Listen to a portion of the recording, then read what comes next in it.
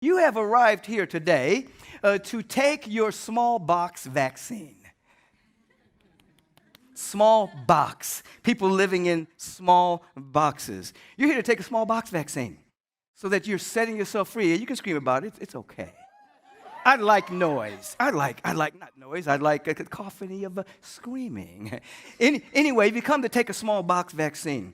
Now, as you are walking in the direction of your sacred yes, as you're walking in the direction of yielding to your potential, having outrageous dreams to have contagious memes, dreams that are beyond the present paradigm, dreams that are beyond what you think you can accomplish on your own, dreams that are beyond what you've ever thought before, you end up having a contagious meme. A meme is not just what you put on your Facebook or on your Instagram. A meme is something, an idea that's delivered to each other by no means of genetic connection. We become very contagious.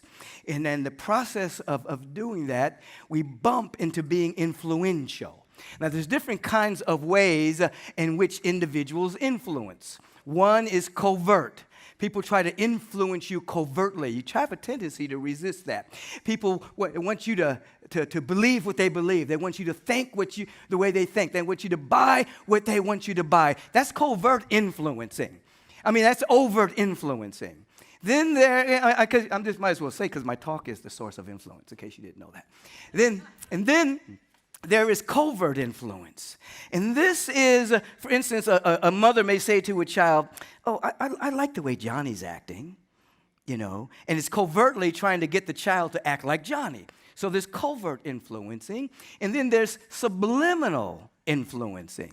Subliminal influence is, you've all seen subliminal influence. You've seen advertisements. You've seen beautiful women standing next to cars smoking cigarettes, and you either want the car or the cigarette in order to get the women. It's subliminal.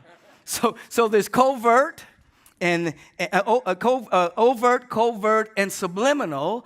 But then there is being influential. Being influential means that you have surrendered your life. You are in service to something that's bigger than your little self. And you are being influenced by that which is bigger than your little self, and then you begin to radiate that particular quality. You're not covertly doing it. You're not overtly doing it. You're not subliminally doing it. You have become a tuning fork, radiating with that frequency and that vibration, and you develop a kind of electromagnetism in which the very thing that you're in service to radiates through you so profoundly that it activates that energy in others without you saying a word, without you trying to convince somebody, without you trying to make somebody do something. The vibration that you are carrying influences, so you have become influential rather than trying to influence. The source of being influential is service to something higher than yourself, something larger than your little self. So it begins to carry you. Now, all of us, somebody say hallelujah. Hallelujah. Now, you have to understand, of course, that you cannot influence the infinite, whatever name you choose to call it. You can't influence God. If you could, we'd all be in trouble. You see, because the presence, by whatever name you want to call it, it's the same yesterday, today, and forever, never compromises itself, never contradicts its nature, never works against itself. It's always the same. It's always carrying the vibration of love and beauty and intelligence and order, luminosity, brilliance.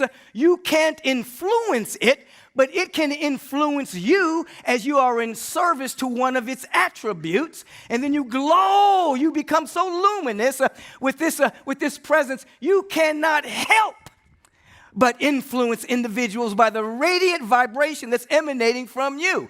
And then there's a wonderful, magnificent truth about that. You're no longer a neutral individual.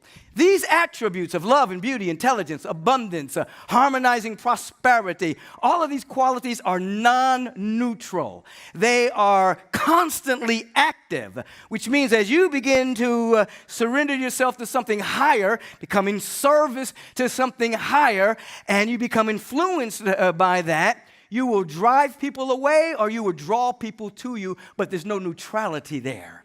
You will draw individuals who are open and receptive and want to be about that dynamic energy, and you will drive people away that don't want to play at that particular level. You won't have to do anything but be yourself.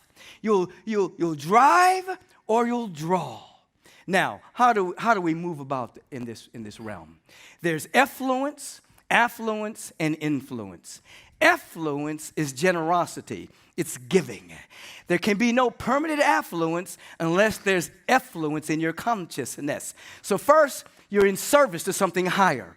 And you begin to ask yourself, because you've been given everything, you're a composite spiritual idea that carries the infinite in ways beyond your wildest imagining. You have to live in the inquiry of what can I give? What can I share? How can I shine? How can I radiate? You have to give up the thought of what can I get from the world. The world has nothing for you at all. There is nothing the world has for you other than an opportunity for you to give, for you to share, for you to serve, for you to radiate, for you to activate your potential. That's all the world has for you. And just to be clear, there's a difference between the world and the planet. The world and the planet are not the same thing. The planet is Mother Earth, Gaia, rainforests, rivers, 3/4 water, trees. It's a magnificent, luminous being that's becoming more and more conscious of itself. And then there is the world. The world is held together by opinions, points of view, positionalities, beliefs, which is why individuals can be on the same spot on the planet but be in different worlds. The world and the planet is not the same thing. The world has nothing for you, you see. You are here to ask, how can I shine? How can I give? How can I share? How can I radiate? And as you become influenced by what you're surrendering to, you change the narrative in the world. You shift the narrative. Instead of lack, limitation, fear, doubt, worry, separation, not enoughness, your narrative becomes, I have everything that I need within me. I am surrendered to something larger than my little self. I am in service to it. That flows through me. I become a tuning fork. And then because of my radiance, everything that I need shows up in ways by which I do not have to manipulate to get them. I'm already that vibration. I'm already that frequency. So I don't have to manipulate someone. All I have to do is be me, articulate to my vision, over and over and over again to myself, be able to fluently say what I have surrendered my life to, the higher purpose of my existence, and then my world begins to change. I live in a different world. I live in a world of abundance and joy. So first, there must be effluence. How can I give? I must put a groove in my mind so that the inquiry is always there. How can I give today? How can I shine today? How can I radiate today? Are you picking up what I'm putting down? Are you getting this? Somebody scream about it. Let me hear you. Let me hear you. After effluence, then there is affluence. Affluence is all of your needs met. When there's effluence with an E, then there's affluence with an A, which means you're tapping into the abundance that is everywhere, that never depletes itself, never runs out. As the Bhagavad Gita reminds us, you take abundance from abundance, and abundance still remains. You cannot deplete any of it, but you're living in that octave, that frequency, that vibration, because you are living in effluence first. Affluence shows up, and now you're the vibration of influence. Again, you're not making it happen. You're making it welcome. You're not making it happen. You're not forcing it. So then you get to do what? You get to fuel and fund the global brain. In other words, the global brain exists. You're going to learn technologies on particular applications on how to market, how to plan, how to use your technology in order to touch more and more people. The global brain already exists. We're live streaming right now. We're touching people all over the world. You can be on your computer and talk to somebody in Japan right now. The global brain already exists. What we're creating is the global heart. In other words, you are funding the global brain with the global heart because you are not just trying to covertly and overtly influence. You are being influenced by something larger than yourself, so you're becoming influential. And now the global heart begins to emerge. Right use of technology, not manipulation. Right use of all of the tools you are going to learn because you are the right individual to use the technology. As the Zen statement would say, if the right person does the wrong thing, it'll turn out right.